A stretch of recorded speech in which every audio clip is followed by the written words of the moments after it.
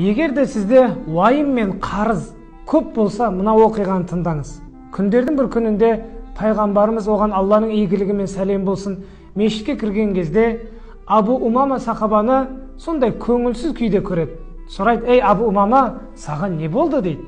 Абу Умама: я Расулалла, қарыздар көп, уайым қайғы проблемалар көп, сол нәрселер мені қинап жіберді дейді. Пайғамбарымыз саллаллаху алейхи вассалам: мен саған сондай бір сөздер үйретейін бе, оны таңертең және кешке айтатын болсаң, Алла тағала сенің уайым қайғыңды кетіріп, қарыздарыңды жояды дейді. Сонда Абу Умама: я Расулалла, үйретіңіз деген кезде пайғамбарымыз: уа Аллахым, уайым қайғыдан сенен пана сұраймын.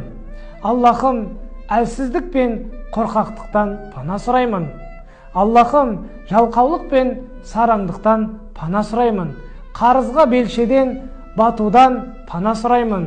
Және де адамдардың қыспағынан сенен пана сұраймын деп дұғаны үйреткен екен.